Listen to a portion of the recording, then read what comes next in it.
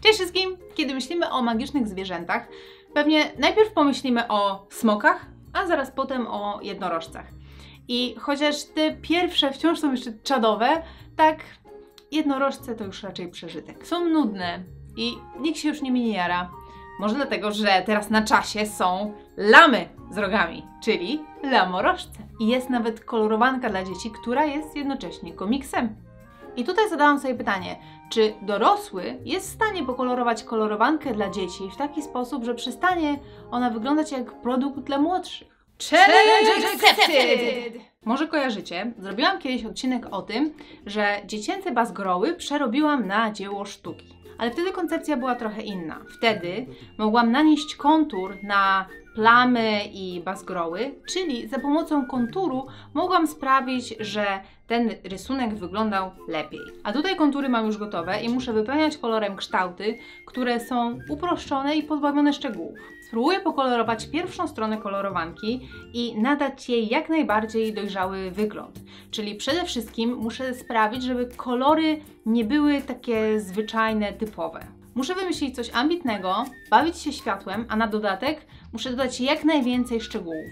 To jest taka kluczowa rzecz, która odróżnia dziecięce prace od tych dorosłych. To jest właśnie dbałość o szczegóły. Zaczęłam od nieba. Zwykle maluje się je na błękitny kolor i choć wysokość słońca sugeruje, że jest środek dnia, tak ja postanowiłam, że zrobię z tego zbliżający się zachód. No, zawód na pewno dla tych, którzy spodziewali się realistycznego podejścia. Słuchajcie, staram się podejść do tego tematu kreatywnie, a co za tym idzie, realizm niech sobie odejdzie na dalszy plan. I skoro mamy już widoczny punkt, z którego wydobywa się światło, to wiemy, jak ono będzie padać na obiekty, z której strony one będą lepiej doświetlone, a z której strony będzie je spowijać lekki cień. O, uwielbiam zachody słońca, bo wtedy wszystkie kolory nabierają takiego pomarańczowego albo różowego odcienia. Ten komiks i zestaw pluszaków dostałam od mojego Maćka w prezencie. I teraz opowiem Wam historię, jak to w ogóle się stało. Generalnie jak zobaczyłam te pluszaki, to od razu wyraziłam wielki zachwyt nad ich wyglądem. Spokojnie, owco, nie ma się czego bać, nie zostaniesz wygryziona z pozycji naczelnej maskotki. I pomysł też mi się bardzo spodobał, bo każdy z tych 6 lamorożców ma swoje własne supermoce, jakieś funkcje. Więc jest komiks, który opisuje całą ich historię. Na przykład Lily jest genialnym cukiernikiem i piecze wyśmienite donaty, a Eryk to urodzony prankster. Pluszaki są pakowane w takie genialne pudełka, gdzie na każdym boku jest komiks. Maciek wiedział, że lamorożce bardzo mi się spodobały. Ale słuchajcie dalej historii. Do jakiegoś czasu co noc mam koszmary i źle sypiam. I raz nawet opowiedziałam Maćkowi mój koszmar i następnej nocy on też miał koszmary. Więc generalnie nie fajnie. Parę dni temu poszłam do łóżka, a tam na poduszce leżał Mazi. I muszę tutaj zaznaczyć, że jego specjalną mocą jest odganianie złych snów. I obok niego leżała cała pozostała gromadka lamorożców. Maciek mi zrobił taką słodką niespodziankę. I najlepsze jest to, że może to jest faktycznie kwestia specjalnej mocy Maziego, a może kwestia tego wspaniałego gestu, ale od tamtej pory nie mam już koszmarów. Wracając do tematu kolorowania, pamiętam, że jako dziecko zawsze miałam problemy z cierpliwością. Nawet jak widziałam, że powinno się kolorować w jednym kierunku, to zawsze mnie to bardzo niecierpliwiło, ponieważ trwało to powoli, więc jechałam na wszystkie strony. I robiłam wtedy też długie ruchy kredką, co oczywiście zawsze się źle kończy, ponieważ kolor nie jest wtedy jednolity. Ale najważniejszy problem, jaki miałam, to wyjeżdżanie za linię, co mnie tak niesamowicie frustrowało, że w końcu uznałam, że zamiast kolorować coś, wolę rysować swoje własne jakieś tam rzeczy. Ja tego nie pamiętam, ale mama mi opowiedziała, że kiedy miałam 4-5 lat, to postanowiłam zrobić prezent na dzień taty. Wzięłam kredki świecowe i zrobiłam malunek na całej ścianie w korytarzu. Cała ściana w moich malunkach, w jakichś tam kwiatuszkach i mama nie mogła tego domyć za żadne skarby świata. Więc owszem, to był świetny prezent dla mojego taty, który potem musiał zrobić remont przedpokoju i wymienić całą tapetę.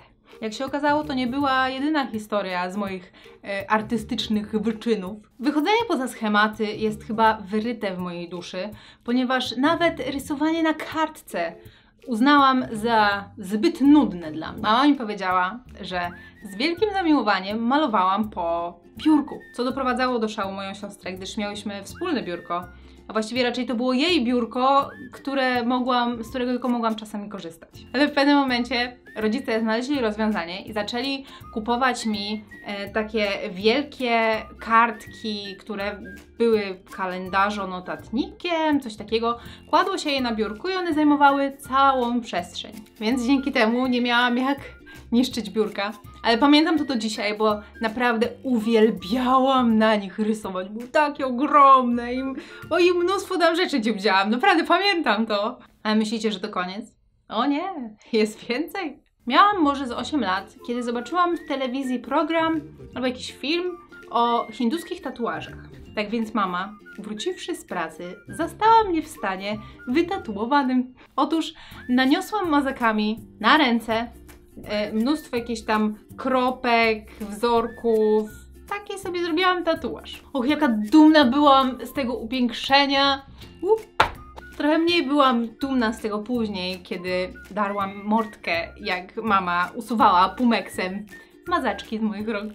I mamo, jestem wdzięczna Ci za to, że z taką cierpliwością znosiłaś moje pomysły. Dzięki temu nauczyłam się, że jednak przyjemniej jest rysować na kartce. Może trochę późno, ale wreszcie udało mi się w całości pokolorować kolorowankę dla dzieci. A przynajmniej jedną stronę.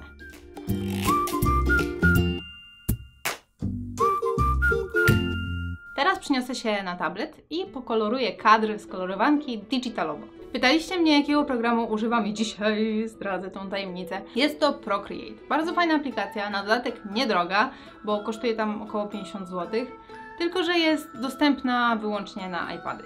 I tutaj malując na tablecie nie ograniczają już mnie tak kontury, ponieważ mogę stworzyć nową warstwę, która kiedy będzie na górze, to będzie zakrywała te wszystkie kontury. I to się przyda zwłaszcza przy kolorowaniu promienia świetlnego, ponieważ kiedy są jakieś takie odbłyski, coś jasnego, światło, to wtedy kontur nie wygląda jakoś najlepiej. W tej aplikacji nie uczyłam się jakoś zbyt długo, ponieważ jest ona bardzo intuicyjna, ale te rzeczy, do których nie doszłam sama, to podejrzałam w tutorialu w internecie. Na przykład to, że kliknięcie 2 palcami na ekran to jest komenda cofnij. Albo kiedy potrzebuję pobrać kolor, to wystarczy, że przytrzymam rysikiem w miejscu, z którego chcę ten kolor pobrać i już. A może zamiast cytować, to ja po prostu dam w opisie tego filmu link do tutorialu na YouTubie.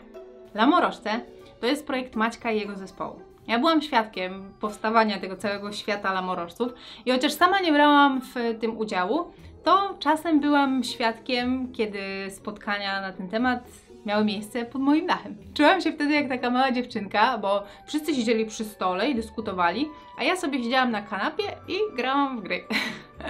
I nie znam samych początków i takich pierwszych pomysłów, bo te spotkania miały miejsce już pod koniec uzgodnień, ale za to widziałam ten przełomowy moment, kiedy pomysł stawał się rzeczywistością. No i te oczekiwania, kiedy zobaczę wreszcie komiks, o którym wcześniej jedynie słyszałam. Jestem taka dumna z tego, że oni tak to sprytnie wymyślili i przede wszystkim z tego, że zarówno kolorowanko komiks, jak i pluszaki mają naprawdę świetną jakość i wyszły po prostu super. Udało mi się namówić tą ekipę, żeby udostępnili 3 strony kolorowanki, abyście mogli pokolorować jedną z nich. To jest Wasze zadanie na przyszły tydzień. Te strony możecie pobrać na stronie lamorożce.com. Jak zjedziecie na sam dół, to będzie link dla widzów Olsikowej. Możecie te strony wydrukować i pokolorować je ręcznie, a możecie je zapisać na komputerze lub tablecie i kolorować digitalowo, cyfrowo. To jest naprawdę ciekawe wyzwanie,